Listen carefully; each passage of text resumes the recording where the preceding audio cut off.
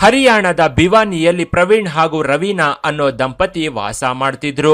ಇವರಿಗೆ ಕಳೆದ 10 ವರ್ಷದ ಹಿಂದೆನೆ ಮದುವೆಯಾಗಿತ್ತು. ಪ್ರವೀಣ್ಗೆ 35 ವರ್ಷ ವಯಸ್ಸಾದ್ರೆ ರವೀನಾಗೆ 32 ವರ್ಷ. ಈ ದಂಪತಿಗೆ 7 ವರ್ಷದ ಮಗ ಸಹ ಇದ್ದ. ಆದ್ರೂ ಈ ರವೀನಾ ತನ್ನ ಬ್ಯೂಟಿನೇ ಬಂಡವಾಳ ಮಾಡ್ಕೊಂಡು ಇನ್ಸ್ಟಾಗ್ರಾಮ್ಗೆ ಕಾಲಿಟ್ಟಿದ್ಲು. ಗಂಡ ಚೆನ್ನಾಗಿ ಸಂಪಾದನೆ ಮಾಡ್ತಿದ್ರು, ಅವನಿಗೆ ಕುಡಿತದ ಚಟವಿತ್ತು. ಇತ್ತ ರವೀನಾ ಹೀರೋಯಿನ್ ರೇಂಜ್ಗೆ ಬ್ಯೂಟಿ ಇದೆ ಅಂತ ಯಾವಾಗ್ಲೂ ಒಳಗೊಳಗೆ ಖುಷಿ ಪಡ್ತಿದ್ಲು.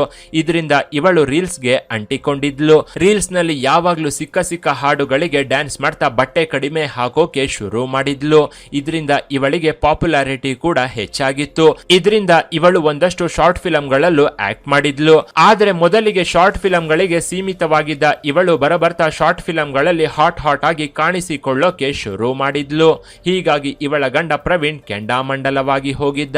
ಯಾಕಂದ್ರೆ ಮದುವೆಯಾದಾಗಿನಿಂದ ಗಂಡನಿಗೂ ತೋರಿಸದ ಅಂಗಸೌಷ್ಠವನ್ನ ತನ್ನ ಹೆಂಡತಿ ಪ್ರವೀಣ ವಿಡಿಯೋಗಳ ಮೂಲಕ ಇಡೀ ಜಗತ್ತಿಗೆ ಜಾಹೀರಾಗುವಂತೆ ಮಾಡಿದ್ಲು. ಇವಳ ಬ್ಯೂಟಿನ ನೋಡಿ ಇವಳಿಗೆ ಒಂದಷ್ಟು ದುಡ್ಡು ಕೊಟ್ಟು ಕೆಲವರು ಪ್ರಮೋಷನ್ ಕೂಡ ಮಾಡಿಸಿಕೊಳ್ತಿದ್ರು. ಆದ್ರೆ ಇದು ರವೀನಾ ಗಂಡನಿಗೆ ಇಷ್ಟವಿರಲಿಲ್ಲ. ಇದರಿಂದ ಗಂಡನಿಂದ ಹಿಡಿದು ಅತ್ತೆ ಮಾವ ಹಾಗೂ ಬಂಧುಗಳೆಲ್ಲ ರೀಲ್ಸ್ ಬೇಡ ಅಂತಾನೆ ಇವಳಿಗೆ ಬುದ್ಧಿ ಮಾತು ಹೇಳ್ತಿದ್ರು. ಆದ್ರೂ ರವೀನಾ ಮಾತು ಕೇಳ್ತಿರ್ಲಿಲ್ಲ. ಕೊನೆಗೆ ರವೀನಾ ತಂದೆ ಕೂಡ ಮಗಳಿಗೆ ಬುದ್ಧಿ ಮಾತು ಹೇಳಿದ್ದ. ಆಗ ರವೀನಾ ಗಂಡನ ಹತ್ರ ನೀನು ಕುಡಿಯೋದನ್ನ ಬಿಟ್ರೆ ನಾನು ರೀಲ್ಸ್ ಮಾಡೋದನ್ನ ಬಿಡ್ತೀನಿ ಅಂತ ಹೇಳಿದ್ಲು. ಕುಡಿತ ಬಿಡೋದು ಅವನಿಂದ ಸಾಧ್ಯವಿರಲಿಲ್ಲ. ಇತ್ತ ಇವಳಿಗೂ ರೀಲ್ಸ್ ಹುಚ್ಚು ಕಡಿಮೆ ಇರಲಿಲ್ಲ. ಇದೇ ವಿಚಾರಕ್ಕೆ ಗಂಡ ಹೆಂಡತಿ ನಡುವೆ ಕಳೆದ 3 ವರ್ಷಗಳಿಂದ ಗಲಾಟೆಗಳು ನಡೀತಾ ಬಂದಿದ್ವು. ರವೀನಾಗೆ ಕಳೆದ 1.5 ವರ್ಷದ ಹಿಂದಷ್ಟೇ ಯೂಟ್ಯೂಬರ್ ಆಗಿದ್ದ ಸುರೇಶ್ ಅನ್ನೋನು ಪರಿಚಯವಾಗಿದ್ದ. ಇವನಿಗಿದ್ದ ಯೂಟ್ಯೂಬ್ ನಿಂದ ಅಷ್ಟೋ ಇಷ್ಟು ಹೆಸರನ್ನು ಕೂಡ ಗಳಿಸಿದ್ದ. ಇವನಿಗೆ ಈಗಿನ್ನು 25 ವರ್ಷ. ರವೀನಾಗೂ ಸುರೇಶ್ಗೂ 7 ವರ್ಷ ವಯಸ್ಸಿನ ಅಂತರವಿತ್ತು. ಇವಳ ರೀಲ್ಸ್ ನ ನೋಡ್ತಿದ್ದ ಸುರೇಶ ಇವಳಿಗೆ ಲೈಕ್ ಕೊಡ್ತಾ ಕಾಮೆಂಟ್ ಕೂಡ ಮಾಡ್ತಿದ್ದ. ಇದರಿಂದ ಇವರಿಬ್ಬರ ನಡುವೆ ಪರಿಚಯ ಶುರುವಾಗಿತ್ತು. ನಿಮ್ಮ ರೀಲ್ಸ್ ಚೆನ್ನಾಗಿರುತ್ತೆ ಅಂತ ಮಾತು ಶುರು ಮಾಡಿದ್ದ ಸುರೇಶ ನಂತರ ನೀವು ಕೂಡ ನೋಡೋಕೆ ಚೆನ್ನಾಗಿ ಇದ್ದೀರಾ ಅಂತ ಇವಳನ್ನ ಬುಟ್ಟಿಗೆ ಬೀಳಿಸಿಕೊಂಡಿದ್ದ. ಇವನು ಯೂಟ್ಯೂಬರ್ ಆಗಿದ್ರಿಂದ ರವೀನಾ ಕೂಡ ಇವನ ಮಾತಿಗೆ ಬೋಲ್ಡ್ ಆಗಿದ್ಲು. ಇವನ ಜೊತೆ ಸೇರ್ಕೊಂಡ್ರೆ ರೀಲ್ಸ್ ನ ಇನ್ನಷ್ಟು ಕ್ವಾಲಿಟಿಯಾಗಿ ಮಾಡಬಹುದು ಅನ್ನೋದು ಇವಳ ಪ್ಲಾನ್ ಆಗಿತ್ತು. ಹೀಗಾಗಿ ರವೀನಾ ಇವನ ಜೊತೆ ಪರಿಚಯವನ್ನ ಶುರು ಮಾಡ್ಕೊಂಡಿದ್ಲು. ಅಂದಿನಿಂದ ಇವರಿಬ್ರು ಔಟ್ಡೋರ್ ಶೂಟಿಂಗ್ಗೆ ಅಂತ ಹೊರಗಡೆ ಸುತ್ತಾಡೋಕೆ ಶುರು ಮಾಡಿದ್ರು. ವಾರದಲ್ಲಿ 4 ದಿನ ಸುರೇಶನ ಜೊತೆ ಇವಳು ಹೊರಗೆ ಹೋಗ್ತಿದ್ಲು. ನಂತರ ಇವನ ಜೊತೆನೆ ರೀಲ್ಸ್ ಮಾಡೋಕು ಶುರು ಮಾಡಿದ್ಲು. ರೀಲ್ಸ್ ಮಾಡಿ ಅದನ್ನ ಇವಳದ್ದೇ ಯೂಟ್ಯೂಬ್ ಚಾನೆಲ್ ಹಾಗೂ ಇನ್ಸ್ಟಾಗ್ರಾಮ್ ನಲ್ಲಿ ಅಪ್ಲೋಡ್ ಮಾಡ್ಕೊಳ್ತಿದ್ಲು. ದಿನ ಕಳೆದಂತೆಲ್ಲ ಇವರಿಬ್ಬರ ನಡುವೆ ಇರೋ ಬಂಧ ಗಟ್ಟಿಯಾಗ್ತಾ ಹೋಗಿತ್ತು. ಇದರಿಂದ ಔಟ್ಡೋರ್ ಶೂಟಿಂಗ್ ಅಂತ ಹೇಳಿ ಹೊರಗೆ ಹೋಗ್ತಿದ್ದವಳು ಶೂಟಿಂಗ್ ಮುಗಿತಿದ್ದಂತೆ ಇಂಡೋರ್ ನಲ್ಲಿ ಇವನ ಜೊತೆ ಬೆತ್ತಲಾಗೋಕೆ ಶುರು ಮಾಡಿದ್ಲು. ಗಂಡ ಕುಡುಕನಾಗಿದ್ರಿಂದ ಇವಳಿಗೆ ಕಾಮಸುಖ ಸಿಗದೆ ಸೊರಗಿ ಹೋಗಿದ್ಲು. ಹೀಗಾಗಿ 25 ವರ್ಷದ ಯಂಗ್ ಪ್ರಿಯಕರ ಕೊಡ್ತಿದ್ದ ಸುಖದ ಮುಂದೆ ಇವಳಿಗೆ ಗಂಡ ಕೂಡ ತೃಣಕ್ಕೆ ಸಮಾನವಾಗಿದ್ದ. ಯಾವಾಗ ರವೀನಾ ಗಂಡ ಇವರಿಬ್ರು ಸೇರಿ ಮಾಡ್ತಿರೋ ವಿಡಿಯೋಗಳನ್ನ ನೋಡಿದ್ನೋ ಹೆಂಡತಿಯನ್ನ ಪ್ರಶ್ನಿಸಿದ್ದ. ಅಲ್ಲದೆ ಬಂಧುಗಳು ಕೂಡ ಇದೆಲ್ಲ ಸರಿ ಹೋಗೋದಿಲ್ಲ ಅಂತ ಎಚ್ಚರಿಸಿದ್ರು. ಆದ್ರೂ ಇವಳು ಯಾರ ಮಾತನ್ನು ಕೇಳೋಕೆ ರೆಡಿ ಇರಲಿಲ್ಲ. ಒಂದೊಂದು ಸಲ ರವೀನಾ ಗಂಡನ ವಿರುದ್ಧವೇ ತಿರುಗಿ ಬೀಳ್ತಿದ್ಲು. 1.5 ವರ್ಷದಿಂದ ಪ್ರಿಯಕರನ ಜೊತೆ ಇವಳಿಗೆ ಬೆಡ್ ರಿಲೇಷನ್ ಇದ್ದು ಇದರಿಂದ ಗಂಡನನ್ನ ಕಂಡ್ರೆ ಸಿಡಿಮಿಡಿಗೊಳ್ತಿದ್ಲು. ಮಗನನ್ನ ಸ್ಕೂಲ್ಗೆ ಕಳಿಸಿ ಪ್ರಿಯಕರನ ಜೊತೆ ರೀಲ್ಸ್ ಮಾಡೋಕೆ ಅಂತ ಹೋಗ್ತಿದ್ದವಳು ಮಧ್ಯಾಹ್ನದವರೆಗೂ ರೀಲ್ಸ್ ಮಾಡಿ ಸಂಜೆವರೆಗೂ ಕಾಮಕೇಳಿ ನಡೆಸಿ ರಾತ್ರಿ ಟೈಮಲ್ಲಿ ಸುಸ್ತಾಗಿ ಮನೆಗೆ ಬರ್ತಿದ್ಲು. ತನಗಿಂತಲೂ 7 ವರ್ಷ ಚಿಕ್ಕವನಾಗಿದ್ದ ಸುರೇಶ್ ಜೊತೆ ರವೀನಾ ಮದುವೆಯಾದ ನಂತರ ಆಗೋ ಲವ್ ಅಲ್ಲಿ ಬಿದ್ದಿದ್ಲು. ಇವನಿಗೆ ಶೃಂಗಾರದ ಪಾಠಗಳನ್ನ ಹೇಳಿಕೊಡ್ತಾ ಮೈಮರೀತಿದ್ಲು. ಎಲ್ಲಿ ಎತ್ತಬೇಕು, ಹೇಗೆ ಹೊಡಿಬೇಕು, ಯಾವಾಗ ನಿಲ್ಲಿಸಬೇಕು ಅಂತೆಲ್ಲ ಇಂಚಿಂಚಾಗಿ ರೀಲ್ಸ್ ಮಾಡೋದನ್ನ ವಿವರಿಸ್ತಾ ತನಗೆ ಇಷ್ಟ ಬಂದಂತೆ ಪ್ರಿಯಕರನ ಜೊತೆ ಕಾಮಪಾಠ ಮಾಡ್ತಾ ತನ್ನ ಕಾಮದಾಹವನ್ನು ತೀರಿಸಿಕೊಳ್ತಿದ್ಲು. ಹೀಗೆ ಪ್ರಿಯತಮೆ ಕೊಡ್ತಿದ್ದ ಕಾಮ ಸುಖಕ್ಕೆ ಇವನು ಕೂಡ ಮನಸೋತಿದ್ದ. ಹೀಗಾಗಿ ನಾವಿಬ್ರು ಜೊತೆಯಾಗಿ ಇರೋಣ ಅಂತ ಪ್ರಿಯತಮೆಯನ್ನ ಕೇಳಿದ್ದ. ಇದಕ್ಕೆ ಇವಳು ಕೂಡ ಸರಿ ಅಂತ ಒಪ್ಕೊಂಡಿದ್ಲು. ಕಳೆದ ವರ್ಷ ಮಾರ್ಚ್ 25ರಂದು ಪ್ರಿಯಕರನ ಜೊತೆ ರವೀನಾ ಶೂಟಿಂಗ್ಗೆ ಅಂತ ಹೊರಗೆ ಹೋಗಿದ್ಲು. ಮಧ್ಯಾಹ್ನದ ಬಳಿಕ ಇವಳ ಪ್ರಿಯಕರ ಇವಳನ್ನ ಮನೆಗೆ ಡ್ರಾಪ್ ಮಾಡಿದ್ದ. ಅಲ್ಲಿಗಾಗ್ಲೇ ರವೀನಾ ಹಾಗೂ ಸುರೇಶ್ ನಡುವೆ ಇದ್ದ ಅಕ್ರಮ ಸಂಬಂಧದ ವಿಚಾರ ಇವಳಿದ ಏರಿಯಾ ಪೂರ್ತಿ ಹರಡಿ ಎಲ್ಲರಿಗೂ ಗೊತ್ತಿತ್ತು. ಆದ್ರೂ ಇವಳ ಗಂಡ ಏನೂ ಮಾಡೋಕೆ ಆಗದ ಸ್ಥಿತಿಯಲ್ಲಿದ್ದ.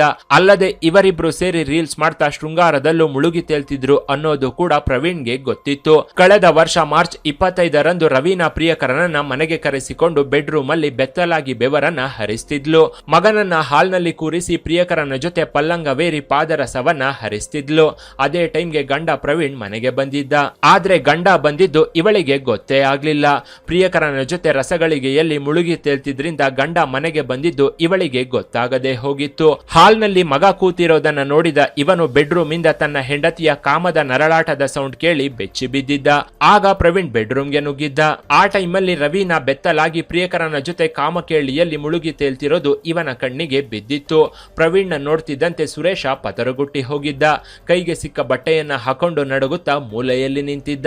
ರವೀನಾ ಕೂಡ ಕೈಗೆ ಸಿಕ್ಕ ಕಾಚ ಹಾಕೊಂಡು ಗಂಡನ ಮುಂದೆ ತಲೆ ಬಗ್ಗಿಸಿ ನಿಂತ್ಕೊಂಡಿದ್ಲು. ಇದನ್ನೆಲ್ಲ ನೋಡಿದ್ದ ಪ್ರವೀಣ ಹೆಂಡತಿಯನ್ನ ಹಿಡ್ಕೊಂಡು ಜಾಡಿಸೋಕೆ ಶುರು ಮಾಡಿದ್ದ. ಒಂದು ಕಡೆ ಹೆಂಡತಿ, ಇನ್ನೊಂದು ಕಡೆ ಇವಳ ಪ್ರಿಯಕರನನ್ನ ಹಿಡ್ಕೊಂಡು ನಾಯಿಗೆ ಹೊಡೆದಂತೆ ಹೊಡೆದಿದ್ದ. ಆಗ್ಲೇ ಇವಳು ನನಗೆ ನೀನಂದ್ರೆ ಇಷ್ಟವಿಲ್ಲ, ನನಗೆ ಡೈವರ್ಸ್ ಬೇಕು ಅಂತ ಗಂಡನಿಗೆ ದಬಾಯಿಸಿದ್ಲು. ನಾನು ಸುರೇಶ್ ಜೊತೆನೆ ಬಾಳಿ ಬದುಕ್ತೀನಿ ಅಂತ ಬೇರೆ ಹೇಳಿದ್ಲು. ಇತ್ತ ಇವಳ ಪ್ರಿಯಕರ ಸುರೇಶ್ ಕೂಡ ನಿನ್ನ ಮಗನನ್ನ ನೀನೇ ಇಟ್ಕೋ, ನಿನ್ನ ಹೆಂಡತಿಯನ್ನ ನನಗೆ ಕೊಟ್ಬಿಡು ಅಂತ ಹೇಳಿದ್ದ. ಈ ಮಾತನ್ನ ಕೇಳ್ತಿದ್ದಂತೆ ಪ್ರವೀಣ್ ಮತ್ತೆ ಇವರಿಬ್ಬರ ಮೇಲೆ ಹಲ್ಲೆ ಮಾಡೋಕೆ ಮುಂದಾಗಿದ್ದ. ಆಗ ಸುರೇಶ್ ಇವನನ್ನ ತಡೆಯೋಕೆ ನೋಡಿದ್ದ. ಪ್ರಿಯಕರನ ಮೇಲೆ ಗಂಡ ದಾಳಿ ಮಾಡ್ತಿದ್ದಾಗ್ಲೇ ರವೀನಾ ಗಂಡನ ಕುತ್ತಿಗೆಗೆ ತನ್ನ ವೇಲ್ನ ಬಿಗಿದು ಎಳೆದಿದ್ಲು. ಇನ್ನೊಂದು ಅಂಚನ್ನ ಪ್ರಿಯಕರನ ಕೈಗೆ ಕೊಟ್ಟು ಇಬ್ರು ತಲಾ ಒಂದು ಕಡೆ ಹಿಡ್ಕೊಂಡು ಗಟ್ಟಿಯಾಗಿ ಎಳೆದಿದ್ರು. ಇದರಿಂದ ಪ್ರವೀಣನ ಕುತ್ತಿಗೆ ಬಿಗಿದು ಅಲ್ಲೇ ಸಾವನ್ನಪ್ಪಿದ್ದ. ಇವನು ಸಾಯುವವರೆಗೂ ಬಿಡದೆ ವೇಲ್ನ ಬಿಗಿದವರು ಇವನು ಸತ್ತಿರೋದನ್ನ ಕನ್ಫರ್ಮ್ ಮಾಡ್ಕೊಂಡು ಪ್ರವೀಣನ ಮೃತದೇಹವನ್ನ ಬೆಡ್ ಮೇಲೆ ಮಲಗಿಸಿ ಬೆಡ್ಶೀಟ್ ಹೊದಿಸಿದ್ರು. ಬಳಿಕ ಹೊರಗೆ ಬಂದವರು ಮಗುವಿನ ಹತ್ರ ನಿಮ್ಮಪ್ಪ ಮಲ್ಕೊಂಡಿದ್ದಾನೆ, ಗಲಾಟೆ ಮಾಡಬೇಡ ಅಂತ ಹೇಳಿದ್ರು. ಕತ್ತಲಾಗೋವರೆಗೂ ಕಾಲ ಕಳೆದ ಇವರಿಬ್ರು ರಾತ್ರಿ 12:30 ಸುಮಾರಿನಲ್ಲಿ ಪ್ರವೀಣ್ ಮೃತದೇಹವನ್ನ ಎಸೆಯೋಕೆ ಮುಂದಾಗಿದ್ರು. ಆಗ ಸುರೇಶ್ ನನಗೆ ಭಯವಾಗ್ತಿದೆ, ಯಾವುದಕ್ಕೂ ಒಂದು ಸಲ ಶೃಂಗಾರ ಮಾಡೋಣ, ಆಗ ನನಗೆ ಧೈರ್ಯ ಬರುತ್ತೆ, ಹೀಗಾಗಿ ಒಂದು ರೌಂಡ್ ಮಾಡಿ ಆಮೇಲೆ ಮೃತದೇಹವನ್ನ ಎಸೆಯೋಣ ಅಂತ ಹೇಳಿದ್ದ. ಹೀಗಾಗಿ ಗಂಡನ ಮೃತದೇಹವನ್ನ ಎಸೆಯೋಕು ಮೊದಲು ರವೀನಾ ಪ್ರಿಯಕರನ ಜೊತೆ ಇನ್ನೊಂದು ರೌಂಡ್ ನ ಎಂಜಾಯ್ ಮಾಡಿದ್ಲು. ಬಳಿಕ ಇವರಿಬ್ರು ಸೇರ್ಕೊಂಡು ಮನೆಯಿಂದ 6 ಕಿಲೋಮೀಟರ್ ದೂರವಿದ್ದ ಡ್ರೈನೇಜ್ ಒಂದರಲ್ಲಿ ಪ್ರವೀಣನ ಮೃತದೇಹವನ್ನ ಎಸೆದು ಮನೆಗೆ ಬಂದಿದ್ರು. ಮನೆಗೆ ಬಂದವರು ಮಧ್ಯರಾತ್ರಿಯಲ್ಲೇ ಊಟ ಮಾಡಿ ಇನ್ನೊಂದು ರೌಂಡ್ ನ ಎಂಜಾಯ್ ಮಾಡಿದ್ರು. ಇದಾದ ನಂತರ ಸುರೇಶ ಮನೆಗೆ ಹೊರಟು ಹೋಗಿದ್ದ. ಮಾರನೇ ದಿನ ಪ್ರವೀಣ್ ತಂದೆ ಸೊಸೆ ರವೀನಾ ಹತ್ರ ಮಗನ ಬಗ್ಗೆ ವಿಚಾರಿಸಿದ್ದ. ಫೋನ್ ಮಾಡಿದ್ರು, ಅವನು ಯಾಕೆ ರಿಸೀವ್ ಮಾಡ್ತಿಲ್ಲ ಅಂತ ಕೇಳಿದ್ದ. ಇದಕ್ಕೆ ರವೀನಾ ನನಗೇನು ಗೊತ್ತಿಲ್ಲ, ನಾನು ಶೂಟಿಂಗ್ ಅಲ್ಲಿ ಬ್ಯುಸಿ ಇದ್ದೆ, ಅವನು ಯಾವಾಗ ಬರ್ತಾನೋ ಯಾವಾಗ ಹೋಗ್ತಾನೋ ಗೊತ್ತಿಲ್ಲ ಅಂತ ಉಡಾಫೆಯಿಂದ ಮಾತಾಡಿದ್ಲು. ಸಂಜೆಯಾದ್ರೂ ಮಗ ಮನೆಗೆ ಬರದೆ ಇದ್ದಿದ್ರಿಂದ ಪ್ರವೀಣ್ ತಂದೆ ಪೊಲೀಸರಿಗೆ ಮಿಸ್ಸಿಂಗ್ ಕಂಪ್ಲೇಂಟ್ ಕೊಟ್ಟಿದ್ದ. ಈ ಮಧ್ಯೆ ಪ್ರವೀಣನ ನಡವಳಿಕೆ ಮೇಲೇನೆ ಪೊಲೀಸರು ಅನುಮಾನ ಪಟ್ಟಿದ್ರು. ಯಾಕಂದ್ರೆ ಗಂಡ ಕಾಣಿಸದೆ ಇದ್ರು ಇವಳು ಪ್ರಿಯಕರನ ಜೊತೆ ಹೋಗಿ ರೀಲ್ಸ್ ಮಾಡ್ತಾ ಎಂಜಾಯ್ ಮಾಡ್ತಿದ್ಲು. ಇದರಿಂದ ಪೊಲೀಸರು 2ನೇ ದಿನ ವಿಚಾರಣೆ ನಡೆಸಿದ್ರು. ಆಗ್ಲೂ ಕೂಡ ಇವಳು ನನಗೇನು ಗೊತ್ತಿಲ್ಲ ಅಂತಾನೆ ಹೇಳ್ಕೊಂಡು ಬಂದಿದ್ಲು. ಅಲ್ಲದೆ ಇವನ ಪ್ರಿಯಕರನನ್ನ ಕರೆದು ವಿಚಾರಿಸಿದ್ರು ಕೂಡ ಅವನು ಇದನ್ನೇ ಹೇಳಿದ್ದ. ನಾವಿಬ್ರು ಶೂಟಿಂಗ್ಗೆ ಅಂತ ಹೊರಗಡೆ ಹೋಗಿದ್ವಿ. ಶೂಟಿಂಗ್ ಮುಗಿದ ಬಳಿಕ ನಾನು ಆಕೆನ ಮನೆಗೆ ಡ್ರಾಪ್ ಮಾಡಿ ನನ್ನ ಮನೆಗೆ ಹೋಗಿದ್ದೆ. ಇಷ್ಟು ಬಿಟ್ರೆ ನನಗೇನು ಗೊತ್ತಿಲ್ಲ ಅಂತ ಹೇಳಿದ್ದ. ಇದರ ನಡುವೆ ನಮ್ಮಿಬ್ಬರಿಗೂ ಅಕ್ರಮ ಸಂಬಂಧ ಇದೆ ಅಂತಾನು ಇವರಿಬ್ರು ಪೊಲೀಸರ ಮುಂದೆ ಒಪ್ಕೊಂಡಿದ್ರು. ನನ್ನ ಗಂಡ ಕುಡುಕನಾಗಿದ್ದ, ನನಗೆ ಸುಖ ಕೊಡೋದ್ರಲ್ಲಿ ಅವನು ಎಡವುತ್ತಿದ್ದ. ಹೀಗಾಗಿ ನಾನು ನನ್ನ ಕಾಮ ಬಯಕೆಯನ್ನ ಸಾಯಿಸಿಕೊಂಡು ಬದುಕ್ತಿದ್ದೆ. ಆಗ ಪ್ರವೀಣ್ ನನಗೆ ಪರಿಚಯವಾಗಿದ್ದ. ಇದರಿಂದ ಇವನ ಜೊತೆನೆ ಅಕ್ರಮ ಸಂಬಂಧವನ್ನ ಇಟ್ಕೊಂಡಿದ್ದೀನಿ. ಇವನ ಜೊತೆ ರೀಲ್ಸ್ ಮಾಡೋಕೆ ನನ್ನ ಗಂಡ ಬಿಡ್ತಾ ಇರ್ಲಿಲ್ಲ. ಇದೇ ವಿಚಾರಕ್ಕೆ ನಮ್ಮಿಬ್ಬರ ನಡುವೆ ಗಲಾಟೆ ನಡೆಯುತ್ತಲೇ ಇತ್ತು ಅಂತ ರವೀನಾ ಪೊಲೀಸರ ಮುಂದೆ ಹೇಳಿದ್ಲು. ಇದರಿಂದ ಪೊಲೀಸರು ಮಿಸ್ಸಿಂಗ್ ಕೇಸ್ನ ದಾಖಲಿಸಿಕೊಂಡು ತನಿಖೆ ನಡೆಸೋಕೆ ಶುರು ಮಾಡಿದ್ರು. ಪ್ರವೀಣ್ ಕೊಲೆ ನಡೆದ 3ನೇ ದಿನ ಪೊಲೀಸರಿಗೆ ಮೃತದೇಹ ಇದೆ ಅಂತ ಫೋನ್ ಬಂದಿತ್ತು. ಅದನ್ನ ಪತ್ತೆ ಹಚ್ಚಿದ್ರೆ ಅದು ಪ್ರವೀಣ್ ಅನ್ನೋದು ಗೊತ್ತಾಗಿತ್ತು. ರವೀನಾನ ಕರೆದು ಮೃತದೇಹವನ್ನ ತೋರಿಸಿದಕ್ಕೆ ಇದು ನನ್ನ ಗಂಡ ಅಂತ ಗೋಳಾಡಿದ್ಲು. ಆಗ ಪೊಲೀಸರು ಮಿಸ್ಸಿಂಗ್ ಕಂಪ್ಲೇಂಟ್ ಬದಲಿಗೆ ಕೊಲೆ ಕೇಸ್ನ ದಾಖಲಿಸಿಕೊಂಡು ತನಿಖೆಯನ್ನ ಇನ್ನಷ್ಟು ಆಳವಾಗಿ ನಡೆಸೋಕೆ ಶುರು ಮಾಡಿದ್ರು. ಮಿಸ್ಸಿಂಗ್ ಕಂಪ್ಲೇಂಟ್ ಬದಲಿಗೆ ಕೊಲೆ ಕೇಸ್ನ ದಾಖಲಿಸಿಕೊಂಡ ಪೊಲೀಸರು ತನಿಖೆಯನ್ನ ಇನ್ನಷ್ಟು ಸ್ಟ್ರಾಂಗ್ ಮಾಡಿದ್ರು. ಆಗ್ಲೇ ಪೊಲೀಸರು ಪ್ರವೀಣ್ ಮನೆ ಮುಂದೆ ಇದ್ದ ಸಿಸಿ ಕ್ಯಾಮೆರಾವನ್ನ ಚೆಕ್ ಮಾಡಿದ್ರು. ಮಾರ್ಚ್ 25ರಂದು ರವೀನಾ ಹಾಗೂ ಇವಳ ಪ್ರಿಯಕರ ಸುರೇಶ್ ಇಬ್ರು ಮನೆಗೆ ಬಂದಿದ್ರು. ಅರ್ಧ ಗಂಟೆ ಬಳಿಕ ರವೀನಾ ಗಂಡ ಪ್ರವೀಣ್ ಮನೆಗೆ ಬಂದಿದ್ದ. ಹೀಗೆ ಮನೆಯೊಳಗೆ ಹೋದ ಮೂವರಲ್ಲಿ ಯಾರೊಬ್ರು ಕೂಡ ಹೊರಗೆ ಬಂದಿರಲಿಲ್ಲ. ಆದ್ರೆ ಮಧ್ಯರಾತ್ರಿ 1 ಗಂಟೆ ಸುಮಾರಿನಲ್ಲಿ 3 ಜನ ಬೈಕ್ ಮೇಲೆ ಹೋಗ್ತಿರೋದನ್ನ ಪೊಲೀಸರು ಗಮನಿಸಿದ್ರು. ಸುರೇಶ್ ಮುಂದೆ ಗಾಡಿ ಓಡಿಸ್ತಿದ್ರೆ ಇವಳು ಹಿಂದೆ ಕೂತಿದ್ಲು. ಮಧ್ಯದಲ್ಲಿ ಪ್ರವೀಣ್ ಇದ್ದ, ಆದರೆ ಅದು ಅವನ ಮೃತದೇಹವಾಗಿತ್ತು. ಇವನನ್ನ ಕೊಲೆ ಮಾಡಿದ್ದ ಇವರಿಬ್ರು ಮಧ್ಯರಾತ್ರಿಯಲ್ಲಿ ಮೃತದೇಹವನ್ನ ಬೈಕ್ ಮೇಲೆ ಸಾಗಿಸಿದ್ರು. ಬೈಕ್ ಮೇಲೆ ಹೋಗ್ಬೇಕಾದ್ರೆ ಮೂವರಿದ್ದು, ವಾಪಸ್ ಬರ್ಬೇಕಾದ್ರೆ ಇಬ್ಬರು ಮಾತ್ರ ಬಂದಿದ್ರು. ಈ ವಿಡಿಯೋ ಮುಂದಿಟ್ಟುಕೊಂಡು ಪೊಲೀಸರು ಮತ್ತೆ ರವೀನಾನ ವಿಚಾರಿಸಿದ್ರು.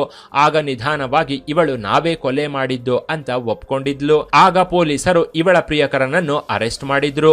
ಇದರಿಂದ 35,000 ಫಾಲೋವರ್ಸ್ ಹೊಂದಿದ್ದ ರವೀನಾ ಕೊಲೆಗಾರ್ತಿ ಅನ್ನೋ ಸುದ್ದಿ ಎಲ್ಲೆಡೆ ಹರಡಿತ್ತು.